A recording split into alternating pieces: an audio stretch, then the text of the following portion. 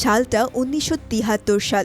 একদল American marine soldier প্রলয়কারী ঝড় পেরিয়ে পা রাখে এক অজানা দ্বীপে। কিন্তু সেই দ্বীপে পৌঁছানোর কয়েক মিনিটের মধ্যেই হাজির হয় ৪০ তলা উঁচু বিশাল এক মনস্টার, যে একে একে ধ্বংস করে দিতে থাকে তাদের সব হেলিকপ্টারগুলোকে।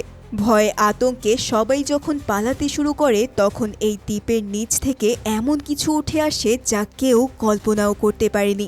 প্রশ্ন হচ্ছে, কে এই দানব, আর এই দ্বীপে আমেরিকানরা কেনই বা সৈনিক পাঠিয়েছে? এর উত্তর পেতে আমাদের ফিরে যেতে হবে ১৯৪৪ সালের দ্বিতীয় বিশ্বযুদ্ধের মাঝখানে। সেই সময়টায় দেখা যায় প্রশান্ত মহাসাগরের উপর দিয়ে দুটো বিমান একে অপরকে তাড়া করছে। দ্বিতীয় বিশ্বযুদ্ধ তখন পুরোদমে চলছে, আর এই দুই পাইলট, একজন আমেরিকান এবং একজন জাপানিজ, তারা আকাশে মরণপণ লড়াই করছে। বিমান দুটো একে অপরের পেছনে ছুটতে ছুটতে শেষমেশ প্রশান্ত মহাসাগরের একটা সম্পূর্ণ অজানা দ্বীপে ক্র্যাশ করে। বিমান থেকে বেরিয়ে আমেরিকান পাইলট হ্যাঙ্ক মার্লো আর জাপানিজ পাইলট গুনপে ইকারি একে অপরকে দেখা মাত্রই লড়াই শুরু করে দেয়, কারণ যুদ্ধের ময়দানে শত্রু মানে শত্রুই। কিন্তু ঠিক সেই মুহূর্তে দুজনেই থমকে যায়, কারণ তাদের সামনে দাঁড়িয়ে আছে এমন কিছু যার সামনে দুই দেশের শত্রুতা একেবারেই তুচ্ছ মনে হচ্ছে। সেই দানবের নাম কং, আর এই দৃশ্য দিয়েই মুভির সূচনা হয়। এরপর সময় এগিয়ে যায় প্রায় ৩ দশক। ১৯৭৩ সালে আমরা পরিচিত হই মোনার্ক অর্গানাইজেশনের সাথে, যে সংস্থা গোপনে পৃথিবীর অজানা প্রাণীদের খুঁজে বেড়ায়। মোনার্কের সিইও বিল র্যান্ডা আর তার সহকর্মী ভূতাত্ত্বিকবিদ হিউস্টন ব্রুকস সম্প্রতি একটা দ্বীপের স্যাটেলাইট ছবি পেয়েছে, যেটা এতদিন কেউ জানত না। দ্বীপটার নাম স্কাল আইল্যান্ড, আর র্যান্ডার বিশ্বাস এখানে এমন কিছু আছে যা পুরো পৃথিবীর ইতিহাস বদলে দিতে পারে।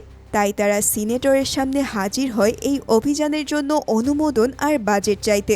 কিন্তু ভিয়েতনাম যুদ্ধের কারণে সরকারের হাত তখন অনেকটাই টানাটানি, তাই মোনার্কের বাজেট কাটছাট হয়ে একদম তলানিতে এসে ঠেকেছে। সিনেটরের সামনে র্যান্ডা আর ব্রুকস নানান যুক্তি দিয়ে বোঝানোর চেষ্টা করে যে এই দ্বীপে যাওয়াটা জরুরি, আর তাদের অনেক রিকোয়েস্টে শেষমেশ সিনেটর রাজি হয়। তবে সে একটাই শর্ত দেয় যে অভিযানের নিরাপত্তার জন্য তাদের সাথে কিছু সামরিক বাহিনীও পাঠানো হবে। র্যান্ডা এই শর্তে রাজি হয়ে যায়, কারণ একটা সম্পূর্ণ অজানা দ্বীপে যেতে গেলে সুরক্ষার অবশ্যই দরকার আছে। কিন্তু এরপরেই র্যান্ডা আর ব্রুকস বুঝতে পারে যে একটা সম্পূর্ণ অচেনা দ্বীপে যেতে হলে এমন একজন মানুষ দরকার যে অজানা পরিবেশেও পথ চিনতে পারবে আর দলকে নিরাপদে রাখতে পারবে। এবং তাদের চেনা জানার মধ্যে এমন একজনই মানুষ আছে, যার নাম জেমস কনরাড, যে একজন অভিজ্ঞ ব্রিটিশ ট্র্যাকার, যে বিপজ্জনক পরিস্থিতিতে কাজ করতে অভ্যস্ত। তাই র্যান্ডা আর ব্রুকস ভিয়েতনামের একটা বারে জেমসের সাথে দেখা করতে আসে। জেমস প্রথমে এই প্রস্তাবে তেমন আগ্রহ দেখায় না, কারণ যথেষ্ট তথ্য ছাড়া অজানা জায়গায় যাওয়াটা তার পেশাদারির বিরুদ্ধে। কিন্তু র্যান্ডার কথার ধরন আর অফার করা অর্থের পরিমাণ শুনে শেষমেশ জেমস রাজি হয়ে যায়। তবে এই সিদ্ধান্তটাই সব কিছু বদলে দেবে, কারণ জেমস তখনও জানে না সে আসলে কোথায় যাচ্ছে। একই সাথে দেখা যায় ভিয়েতনাম যুদ্ধের শেষ দিকে এক সামরিক ঘাঁটিতে কর্নেল প্রেস্টন প্যাকার তার সৈন্যদের নিয়ে বসে আছে। ভিয়েতনামের দীর্ঘ যুদ্ধ করে এই মানুষটা ক্লান্ত, কিন্তু পরাজিত হওয়ার কথা সে কিছুতেই মানতে রাজি নয়। ভিয়েতনাম যুদ্ধে আমেরিকা যে হেরেছে সেটা কর্নেলের বুকে একটা পেরেক গেঁথে আছে। ঠিক সেই মুহূর্তে উপর মহল থেকে কল আসে স্কাল আইল্যান্ডে অভিযানে সামরিক সহায়তা দেওয়ার জন্য। কর্নেল প্যাকার্ড এই দায়িত্ব পেয়ে সাথে সাথেই তার স্কাই ডেভিলস দলকে রেডি হতে বলে। এই চরিত্রটার কথা মনে রেখো, কারণ পরে তার ভেতরে জেদ আর প্রতিশোধ স্পৃহাই সবকিছু জটিল করে তুলবে। এরপর দেখা যায় সবাই মিলে একটা যুদ্ধজাহাজে উঠছে, সাথে আছে বেশ কয়েকটা হিট হেলিকপ্টার আর প্রচুর গোলাবারুদ। এখানে আমরা আরও কিছু চরিত্রের সাথে পরিচিত হই। মেসন ওয়েভার নামের একজন সাহসী ফটো জার্নালিস্ট এই অভিযানে যোগ দিয়েছে, কারণ সে বিশ্বাস করে এই মিশনের পেছনে সরকারের কোনো লুকানো উদ্দেশ্য আছে, এবং সেই সত্যটাই সে ক্যামেরায় ধারণ করতে চায়। মেসন শুধু ছবি তোলার জন্য আসেনি, সে আসলে জানতে চায় যে কেন একটা বৈজ্ঞানিক অভিযানে এত সামরিক শক্তি দরকার। এছাড়াও ব্রুকসের সাথে আছে আরও কয়েকজন বিজ্ঞানী। জাহাজের সবাই একসাথে জড়ো হলে মিশনের ফিল্ড সুপারভাইজার ভিক্টর নেস্কো সবাইকে মিশনের বিস্তারিত জানায়। সে বলে যে স্কাল আইল্যান্ড চারদিক থেকে সবসময় ঝড়ে ঘেরা থাকে, যে কারণে এই দ্বীপ এতদিন অজানা ছিল। কিন্তু তাদের পরিকল্পনা হলো হেলিকপ্টারে করে সেই ঝড়ের দেওয়াল পার হয়ে সরাসরি দ্বীপে নামা। 3 দিনের মধ্যেই তাদের সব কাজ শেষ করতে হবে, কারণ দ্বীপের একদম উত্তর প্রান্তে রিফিউলিং টিম তাদের জন্য অপেক্ষা করবে এবং সেখান থেকেই সবাইকে উদ্ধার করা হবে। এখানে একটা গুরুত্বপূর্ণ বিষয় আছে। ব্রুকস সবাইকে বলছে যে এই অভিযানের উদ্দেশ্য হলো দ্বীপের ভূতাত্ত্বিক গঠন ম্যাপ করা, মানে মাটির নিচে কি কি খনিজ পদার্থ আছে সেটা জানা। তাই তাদের পরিকল্পনা হলো হেলিকপ্টার থেকে সিসমিক চার্জ ফেলে বিস্ফোরণ ঘটাতে হবে, যার মাধ্যমে মাটির ঘনত্ব আর ভেতরের গঠন সম্পর্কে তথ্য পাওয়া যাবে। কিন্তু র্যান্ডার আসল উদ্দেশ্য এটা নয়, তবে সেটা কি তা তুমি একটু পরেই জানতে পারবে। জাহাজে তখন এত গোলাবারুদ আর সামরিক শক্তি দেখে ম্যাসন প্রশ্ন তোলে। র্যান্ডা তাতে সরাসরি কোনো উত্তর দেয় না, শুধু বিষয়টা এড়িয়ে যায়। বাই দ্য ওয়ে, তুমি হলে কি করতে? একটা পুরোপুরি অজানা দ্বীপে যেতে কি রাজি হতে, যেখানে কেউ কোনোদিন যায়নি? শেষমেশ তারা দ্বীপের কাছাকাছি পৌঁছায়, তবে সমুদ্রপথে এসে তারা দেখে ধারণা মতোই সেখানে ভয়াবহ ঝড় চলছে। জাহাজ দিয়ে সেই ঝড় পার হওয়া মোটেও সম্ভব না, তাই সমস্ত হেলিকপ্টার নিয়ে তারা সেই ঝড়ের ভেতর দিয়ে দ্বীপে এগিয়ে যায়। হেলিকপ্টারের ব্লেডের শব্দ, বাইরের ঝড়ের গর্জন, বিদ্যুতের ঝলক সব মিলে একটা বিধ্বংসী পরিবেশ তৈরি হয়েছে। বেশ কিছুক্ষণ ধরে সেই ঝড়ের মধ্যে দিয়ে রুদ্ধশ্বাস যাত্রার পর তারা ফাইনালি স্কাল আইল্যান্ডে পৌঁছায়। দ্বীপটা দেখে সবাই অবাক হয়ে যায়। চারদিকে ঘন সবুজ জঙ্গল, উঁচু উঁচু পাহাড় আর কুয়াশায় ঢাকা এক অদ্ভুত সুন্দর প্রকৃতি, যেন পৃথিবীর বাইরের কোনো জায়গায় চলে এসেছে তারা। ম্যাসন হেলিকপ্টার থেকে ছবি তুলতে শুরু করে, কারণ এই দৃশ্য সে আগে কখনো দেখেনি। অতঃপর হেলিকপ্টারগুলো পরিকল্পনা মতো সেসমিক চার্জ ফেলতে শুরু করে। একটার পর একটা বিস্ফোরণে পুরো দ্বীপ কেঁপে উঠছে, আর সেই বিস্ফোরণের শব্দে দ্বীপের সমস্ত পাখি ছত্রভঙ্গ হয়ে যাচ্ছে। ঠিক তখনই মাটিতে একটা কম্পন শুরু হয়। প্রথমে সবাই ভাবে এটা হয়তো বিস্ফোরণের প্রক্রিয়া, কিন্তু এটা কোনো বিস্ফোরণের কম্পন ছিল না। এটা ছিল এই দ্বীপের রাজার আগমন। এখানেই আসে সেই মুহূর্ত যেটা তুমি শুরুতে দেখেছিলে। দিগন্তের ওপার থেকে একটা বিশাল আকৃতির গরিলা উঠে আসে, যার কাছে হেলিকপ্টারগুলো বাচ্চাদের খেলনার মতো মনে হচ্ছে। কং এতটাই বিশাল যে তার এক একটা পদক্ষেপে মাটি কাঁপছে। তার বিশাল শরীর দেখেই বোঝা যায় এই প্রাণী আসলে কতটা শক্তিশালী। কংয়ের বিশাল ছায়া পুরো দলটাকে ঢেকে ফেলেছে। হেলিকপ্টারের পাখার শব্দ ধীরে ধীরে ডুবে যায় কংয়ের গর্জনের সামনে। কর্নেল প্যাকার্ড সাথে সাথেই আক্রমণের নির্দেশ দেয়, আর সৈন্যরা হেলিকপ্টার থেকে কংয়ের উপর গুলি চালাতে শুরু করে। কিন্তু কংয়ের এতে কিছুই হয় না, উল্টো সে একে একে প্রতিটা হেলিকপ্টারেই আঘাত করতে থাকে। কোনোটা মুঠোয় ধরে মাটিতে ছুঁড়ে মারে, কোনোটা থাবা দিয়ে ভেঙে ফেলছে, আর কোনোটা সে গাছের গুঁড়ি দিয়ে পিষিয়ে দিচ্ছে। কয়েক মিনিটের মধ্যেই তাদের সবগুলো হেলিকপ্টার ক্র্যাশ করে, ফলে দলের সবাই ছিটকে যায় বিভিন্ন দিকে। সত্যি বলতে এই সিনটা দেখে লিটারেলি গায়ে কাটা দিয়ে উঠেছিল, কারণ মুহূর্তের মধ্যে একটা পুরো সামরিক দল ধুলোয় মিশে গেছে।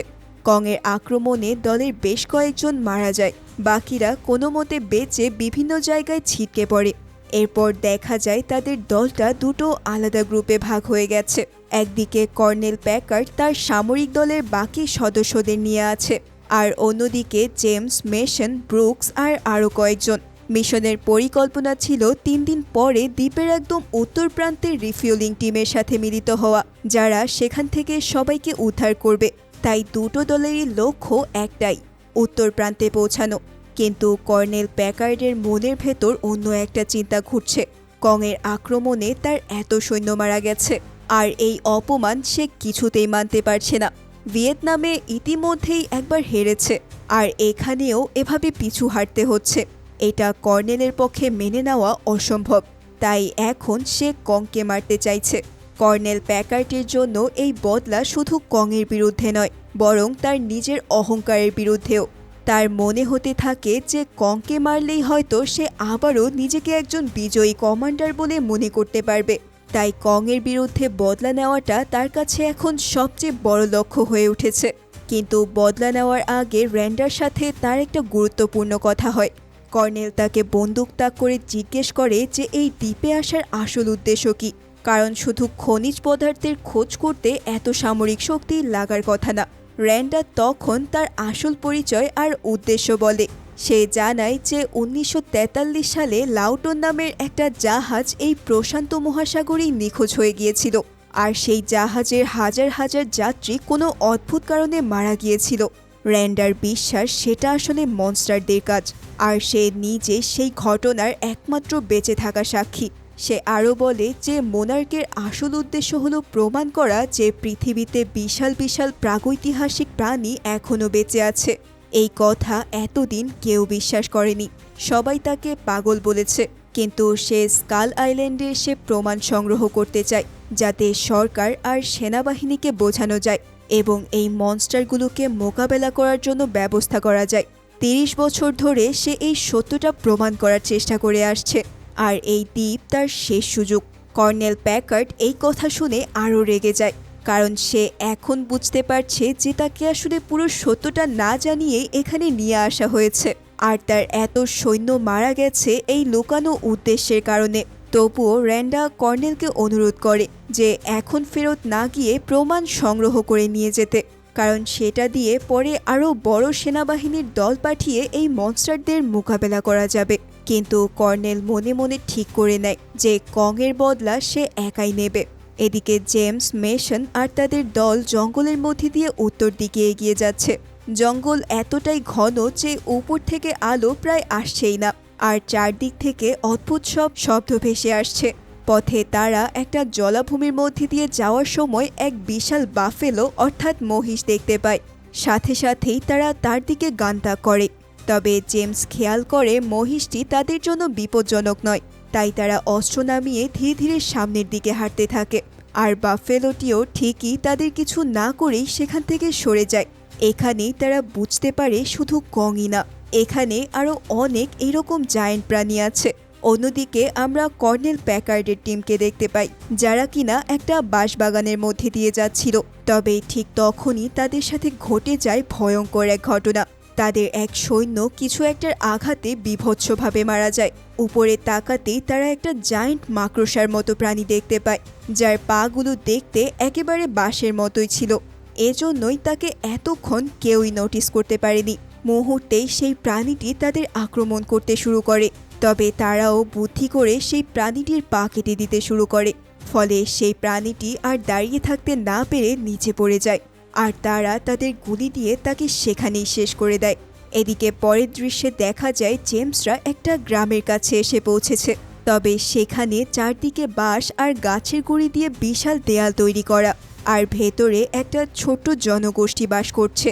একটা ব্যাপার খেয়াল করো, এই গ্রামের দেয়ালগুলো এতটাই বিশাল যে সেগুলো দেখে প্রশ্ন জাগে এটা কাঠ থেকে রক্ষা পাওয়ার জন্য বানানো। এই দেয়ালের ব্যাপারটা মাথায় রেখো, কারণ পরে এটা অনেক কিছু ব্যাখ্যা করবে। এরা হলো ইউই উপজাতি, যারা এই দ্বীপেই প্রজন্মর পর প্রজন্ম ধরে বাস করছে, এবং এই দ্বীপের সব রহস্য এদের জানা। ভাগ্যক্রমে উপজাতিরা তাদের শত্রু মনে করেনি, কিন্তু এরপর একটা অদ্ভুত ঘটনা ঘটে। জঙ্গলের ভেতর থেকে একজন মানুষ বেরিয়ে আসে, যার মুখে বছরের পর বছরের দাড়ি, পরনে ছেঁড়া পুরনো আমেরিকান পাইলটের পোশাক। এই মানুষটার নাম হ্যাঙ্ক মার্লো। মনে আছে মুভির শুরুতেই আমরা যে আমেরিকান পাইলটকে দেখেছিলাম এই দ্বীপে ক্র্যাশ করতে? এই মানুষ, যে কিনা 1944 সাল থেকে এই দ্বীপে আটকা পড়ে আছে, আর প্রায় 28 বছরেরও বেশি সময় ধরে সে এই উপজাতির সাথে বাস করছে। হ্যাঙ্ক যেন নিজের চোখকে বিশ্বাস করতে পারছে না। সে ভেবেই নিয়েছিল যে সে আর কোনোদিনই বাইরের দুনিয়ার মানুষ দেখতে পাবে না। সে তখন জানতে চায় যুদ্ধ শেষ হয়েছে কিনা, জাপান কি হেরে গেছে, আর তাদের দেশ কেমন আছে ইত্যাদি। তারাও তার সব প্রশ্নের উত্তর দেয়। অতঃপর হ্যাঙ্ক মার্লো তাদেরকে উপজাতিদের এক পবিত্র জায়গায় নিয়ে যায়। এখানেই সে তাদের অনেক গুরুত্বপূর্ণ কিছু তথ্য দেয়। সে বলে এই উপজাতিরা কংকে দেবতার মতো সম্মান করে, কারণ এই দ্বীপের মাটির নিচে বাস করে এক ভয়ঙ্কর প্রাণী, যাদের বলা হয় স্কাল ক্রুলার। এই স্কাল ক্রুলাররা এককালে উপজাতিদের উপর প্রতিনিয়ত হামলা চালিয়ে তাদের প্রায় ধ্বংসই করে দিয়েছিল, কিন্তু কং সেই স্কাল ক্রুলারদের সাথে ফাইট করে উপজাতিদের রক্ষা করতে শুরু করে, আর তারপর থেকেই উপজাতিদের কাছে কং দেবতার সমতুল্য। তবে এই দ্বীপে দুই ধরনের স্কাল ক্রুলার রয়েছে। একটি হচ্ছে তুলনামূলক ছোট প্রজাতির, যেগুলোকে হ্যাঙ্ক ইজিলি হারিয়ে দিতে পারে। তবে আরেকটি হচ্ছে বড় প্রজাতির, যার নাম স্কাল ডেভিল। সেগুলোকে হারানো কংয়ের পক্ষেও সম্ভব কিনা কারো জানা নেই। এমনকি কংয়ের বাবা মাকেও এই স্কাল ক্রুলাররা মেরে ফেলেছিল। হ্যাঙ্ক আরও বলে যে সিসমিক চার্জের বিস্ফোরণ মাটির নিচে ঘুমিয়ে থাকা স্কাল ক্রুলারদের জাগিয়ে দিয়েছে। এই প্রাণীগুলো এখন মাটির নিচ থেকে উঠে আসছে। তবে ভাগ্য ভালো, এখন পর্যন্ত কোনো স্কাল ডেভিল মাটির নিচ থেকে উঠে আসেনি। যদি এমনটা হয় তাহলে পরিস্থিতি হবে ভয়াবহ। এই কথা শুনেই জেমস বুঝতে পারে যে করেই হোক তাদের 3 দিনের মধ্যেই উত্তর প্রান্তে পৌঁছাতেই হবে। এছাড়াও হ্যাঙ্ক আরও বলে যে সে এত বছর ধরে জাপানিজ পাইলট গুনপে ইকারির সাথে একসাথেই ছিল, কিন্তু দুর্ভাগ্যজনকভাবে গুনপে একদিন একটা স্কাল ক্রুলারের আক্রমণে নৃশংসভাবে মারা যায়। তারপর থেকে হ্যাঙ্ক সম্পূর্ণ একা হয়ে পড়ে। এসব কিছুর সাথে হ্যাঙ্ক জানায় যে পুরনো একটা জাপানিজ যুদ্ধ বিমানের কিছু অংশ জুড়ে সে একটা ছোট্ট নৌকা তৈরি করেছে, আর এই বোট দিয়ে তারা দ্বীপের উত্তরে যেতে পারবে। এই কথা শুনে সবাই বেশ আশ্বস্ত হয়। তাই সবাই মিলে সেই নৌকার কাছে যায় এবং সেটাকে চালু করার কাজে লেগে পড়ে। সব কাজ শেষ হলে নৌকাটা ফাইনালি নদীর পানিতে ভেসে চলতে থাকে। নদীর দুই পাশের ঘন জঙ্গল থেকে অদ্ভুত সব দৃষ্টি যেন তাদের অনুসরণ করছে। এই পানির নিচে আদৌ কী লুকিয়ে আছে তারা কেউ জানে না। মাঝে মাঝে নদীর পানি থেকে যখন বুদবুদ উঠছিল তখন সবার বুক কাঁপুনি দিয়ে ওঠে। হয়তো এখনই কোনো বিভৎস জন্তু পানি থেকে উঠে আসবে।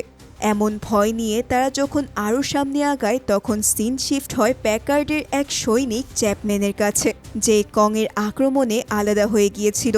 চ্যাপম্যানকে দেখা যায় সে একা যখন জঙ্গলের মধ্যে দিয়ে যাচ্ছিল তখন ভয়ঙ্কর এক শব্দ ভেসে আসতে থাকে।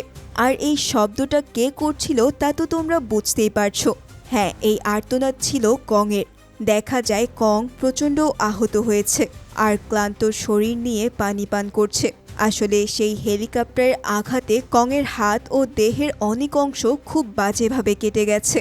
এখানে কংয়ের চেহারা দেখে চ্যাপম্যান বুঝতে পারে যে কং হয়তো কোনো হিংস্র প্রাণী নয়, বরং তার মধ্যেও মানুষের মতো অনুভূতি আর আবেগ রয়েছে। কিন্তু ঠিক সেই মুহূর্তেই বিশাল এক অক্টোপাস নদীর ভেতর থেকে এসে হামলে পড়ে কংয়ের উপর। বেচারা কং বেখেয়ালে থাকায় প্রথমে তার সাথে পেরে ওঠে না, কিন্তু এরপরেই সে তার ভয়ঙ্কর শক্তি দিয়ে ওই জায়ান্ট অক্টোপাসকে শিক্ষা দিয়ে ছাড়ে। শুধু তাই নয়, এরপর কং ওই অক্টোপাস দিয়ে নিজের লাঞ্চও সেরে নেয়। এই পুরো দৃশ্যটা দেখে চ্যাপম্যান চুপচাপ সেখান থেকে সরে যায়। এরপর সে দলের বাকিদের সাথে যোগাযোগ করার চেষ্টা করতে থাকে, কিন্তু চ্যাপম্যানের ভাগ্য এই দ্বীপে মোটেও ভালো ছিল না। সে যোগাযোগের চেষ্টা করতে করতে একটু সামনে এগোতেই একটা স্কাল ক্রুলার তার উপর ঝাঁপিয়ে পড়ে, যার ফলে কিছু বুঝে ওঠার আগেই সব শেষ হয়ে যায়। আসলে এই দ্বীপে একা থাকা মানে মৃত্যুকে নিচ থেকে ডেকে আনা, যেটা চ্যাপম্যান সবচেয়ে কঠিনভাবে টের পায়। এদিকে জেমসের দলের সাথে ঘটে আরও ভয়ানক ঘটনা।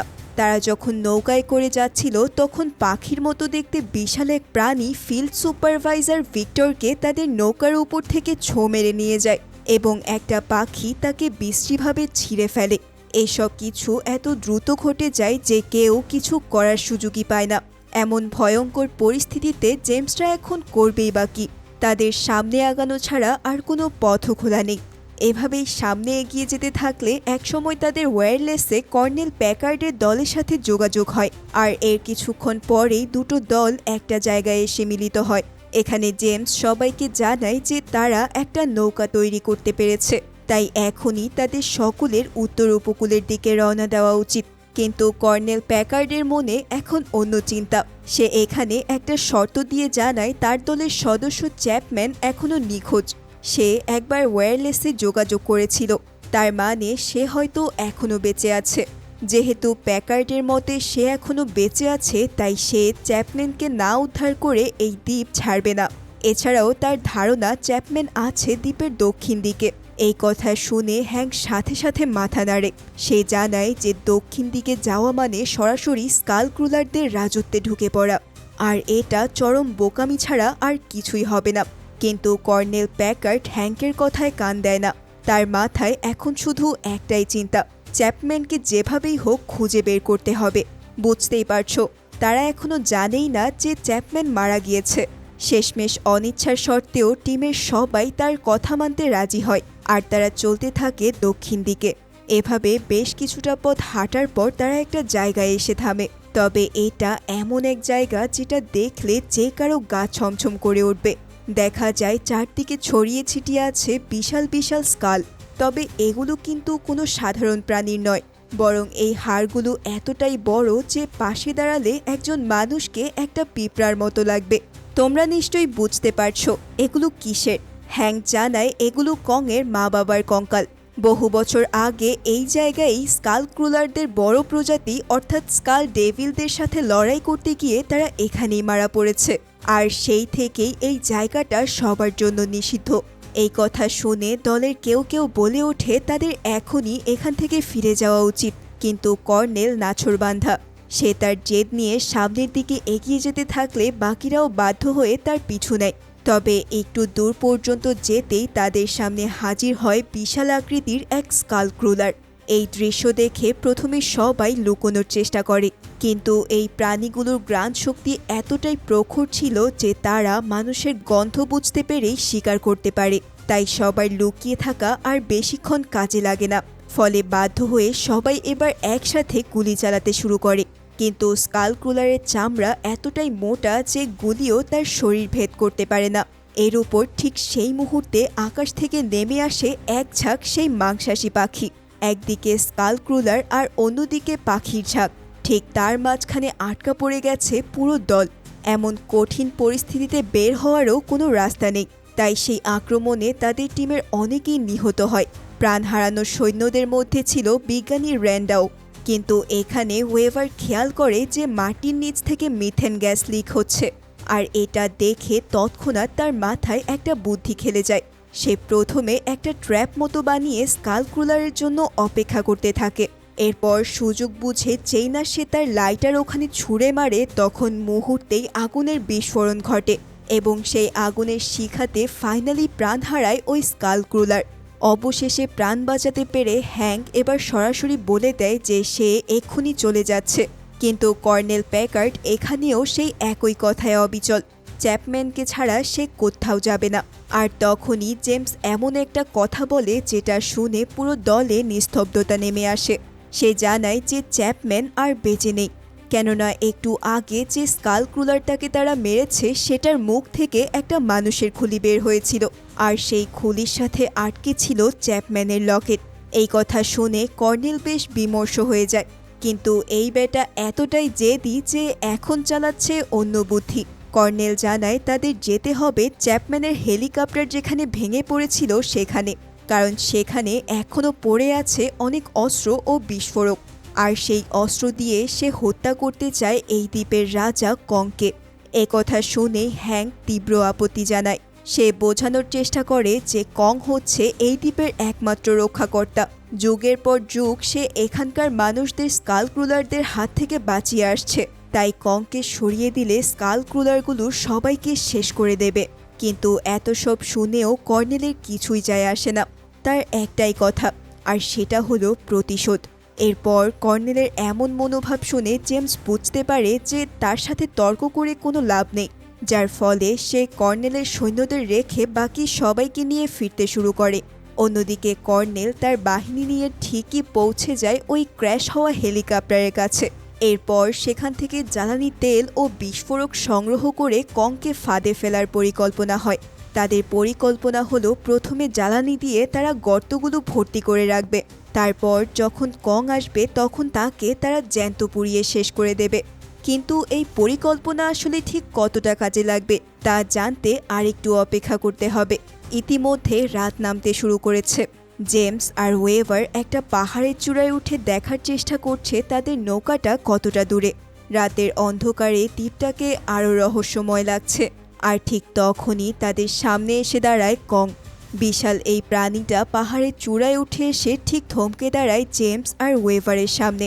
আর এখানেই দেখা যায় কং তাদের কোনো আক্রমণ করছে না, বরং তাদের দিকে করুণ দৃষ্টিতে তাকিয়ে আছে। এসব দেখে ওয়েভার তখন সাহস করে ধীরে ধীরে হাত বাড়ায় কংয়ের দিকে। তার হাতটা কংয়ের বিশাল শরীর স্পর্শ করলেও কং একটুও নড়ে না। অর্থাৎ কং হয়তো ভালো মানুষ আর খারাপ মানুষের মধ্যে পার্থক্য বুঝতে পারে। এখানেই হ্যাঙ্কের কথা সত্য বলে প্রমাণিত হয়। সে বলেছিল যে কং কোনো কারণ ছাড়া মানুষকে আক্রমণ করে না, কিন্তু হঠাৎ তখন এই শান্ত মুহূর্তটা ভেঙে যায় বিকট বিস্ফোরণের শব্দে। মূলত কর্নেল প্যাকার্ড তার পরিকল্পনা কার্যকর করতে শুরু করে দিয়েছে। কর্নেল এই বিস্ফোরণ ঘটিয়ে কংকে এদিকে নিয়ে আসতে চায়, আর এরপরেই সে কংকে হত্যা করবে। ঠিক তার প্ল্যান মতোই কং এই বিস্ফোরণের শব্দে সেদিকে ছুটে যায়। কিন্তু বেচারা কং খুনাক্ষরেও জানত না যে কর্নেল তার জন্য কত জঘন্য ফাঁদ পেতে রেখেছে। মুহূর্তের মধ্যেই কং সেই বিশাল ফাঁদে পড়ে যায়, আর কর্নেল সেই জ্বালানি ভর্তি গর্তে আগুন জ্বালিয়ে দেয়। এভাবেই অনেকক্ষণ আগুনে ঝলসে কং যখন অজ্ঞান হয়ে পড়ে, তখন কর্নেল তার গায়ে বোমা সেট করে তাকে ধ্বংস করতে চায়। কিন্তু ঠিক সেই মুহূর্তে জেমস, ওয়েভার আর হ্যাঙ্ক সেখানে পৌঁছে কংকে থামতে বলে। হ্যাঙ্ক তাকে আবারও বোঝানোর চেষ্টা করে। এমনকি কর্নেলের নিজের সৈন্যরাও বলতে শুরু করে যে এটা ঠিক হচ্ছে না। তবে কর্নেল কারো কথাই শুনছে না। সে তার জেদের উপরেই থাকতে চায়। কিন্তু এর পরে যা ঘটে তা কেউ কল্পনাও করতে পারেনি। এই মুহূর্তে তাদের পায়ের নিচের মাটি কাঁপতে শুরু করে, আর সেখান থেকে বেরিয়ে আসে এই দ্বীপের সবচেয়ে ভয়াবহ প্রাণী স্কাল ডেভিল। এই দৃশ্য দেখেই সেখানে থাকা সবাই ছুটতে শুরু করে, শুধু কর্নেল প্যাকার্ড ছাড়া। সে এখনও কংকে শেষ করার চেষ্টা করছে, কিন্তু আহত কং তখনও পুরোপুরি অচেতন হয়নি, যার কারণে সে উঠে দাঁড়ায় এবং কর্নেলের দিকে তাকায়। এত কিছুর পরেও কর্নেল সরে না, কিন্তু এর পরের মুহূর্তেই কং তার হাতের আঘাতে কর্নেলের জীবন শেষ করে দেয়। এরপর শুরু হয় এই মুভির সবচেয়ে ভয়াবহ লড়াই, কং আর সেই বিশাল স্কাল ডেভিলের মুখোমুখি সংঘর্ষ। শুরু থেকেই কং পিছিয়ে পড়ে, কেননা আগুনে পুড়ে সে এমনিতেই ক্ষতিগ্রস্ত। স্কাল ডেভিলটি এই সুযোগ কাজে লাগিয়ে বারবার তাকে আঘাত করতে থাকে। কিন্তু আদৌ কি কং এত সহজে হার মেনে নেবে? এদিকে জেমস, ওয়েভার আর বাকিরা সেই স্কাল ডেভিলের হাত থেকে পালাতে পালাতে এসে পড়েছে একটা নদীর ধারে। তারা দেখে যে সেখানে পড়ে আছে একটা পুরনো জাহাজের ধ্বংসাবশেষ। এছাড়াও মাটিতে পড়ে আছে বিশাল একটা মরচে ধরা নোঙর। এদিকে কংও ফাইট করতে করতে একসময় সেখানে এসে পৌঁছায়। তবে সেই স্কাল ডেভিল তখন তাকে সেই জাহাজের দিকে ছুঁড়ে মারে। কং যখন মাটিতে পড়ে আছে তখন তার চোখ পড়ে সেই নোঙরটায়। তাই এবার সে একটা হাত বাড়িয়ে সেটা তুলে নিয়ে সজোরে আঘাত করে স্কাল ডেভিলকে, যার ফলে মুহূর্তেই এই ফাইটিংয়ে আবারও কংয়ের কামব্যাক হয়। কিন্তু তাকে সম্পূর্ণ শেষ করার আগেই কং দেখতে পায় আরেকটা বিপদ। তাদের লড়াইয়ের মধ্যে ওয়েভার নদীতে পড়ে তলিয়ে যাচ্ছে। তখন কং স্কাল ডেভিলকে ছেড়ে সরাসরি ওয়েভারের দিকে ছুটে যায়। এরপর বিশাল হাত দিয়ে ওয়েভারকে পানি থেকে পরম যত্নে বাঁচিয়ে নেয়। কিন্তু এই মুহূর্তেই স্কাল ডেভিল আবারও তাকে আক্রমণ করে বসে, যার কারণে কং এবার এক হাতে ওয়েভারকে ধরে রেখে অন্য হাত দিয়ে লড়াই চালিয়ে যায় স্কাল ডেভিলের সাথে। এভাবেই ফাইট করতে করতে শেষমেশ স্কাল ডেভিলের মুখের ভেতর হাত ঢুকিয়ে তার জিভ টেনে ভেতরে নাড়ি ভুড়ি সহ সকল কিছু ছিঁড়ে ফেলে। আর ঠিক এর মধ্যে দিয়েই শেষ হয় দানব স্কাল ডেভিলের অধ্যায়। অবশেষে সবাই দেখতে পায় যাকে তারা দানব ভেবেছিল আজ সেই তাদের সবাইকে বাঁচিয়েছে। এরপর সবাই মিলে নৌকায় উঠে রওনা দেয় উত্তর উপকূলের দিকে। উপকূলে পৌঁছানোর পর 3টা হেলিকপ্টার আসে তাদের উদ্ধার করতে। আর সেই মুহূর্তে দ্বীপের দিক থেকে ভেসে আসে একটা ভারী পরিচিত কণ্ঠ। কং তার নিজের বুক চাপড়াচ্ছে, আর এই গর্জন শুনে মনে হয় এই দ্বীপের রাজা জানান দিচ্ছে যে সেই এই দ্বীপের একমাত্র এবং অদ্বিতীয় রাজা। একদম শেষে দেখা যায় হ্যাঙ্ক ফাইনালি 28 বছর পর তার বাড়িতে ফিরেছে। এত বছর পর তাকে দেখে তার পরিবার আবেগে আপ্লুত হয়ে পড়ে। তার ছেলে প্রথমবারের মতো নিজের বাবাকে দেখতে পায়। অন্যদিকে জেমস আর ওয়েভারকে দেখা যায় মোনার্কের অফিসে।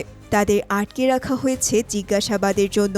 আর তখন ব্রুকস সেখানে এসে জানায় স্কাল আইল্যান্ডে কেবল কং নয়, বরং এই পৃথিবীতে এরকম প্রাণী আরও অনেক আছে। এই বলে ব্রুকস কিছু আর্কাইভ ফুটেজ দেখায়। আর সেই ফুটেজে দেখা যায় গডজিলা, মেথ্রা, রোডান আর কিং গডজিলার ছবি। এই দৃশ্য দেখে জেমস আর ওয়েভার দুজনেই অবাক হয়ে যায়। তারা বুঝে যায় যে সামনে আরও বড় বিপদ আসতে চলেছে। ঠিক এই সিনের মধ্যে দিয়েই এই অসাধারণ মুভিটি এখানেই শেষ হয়।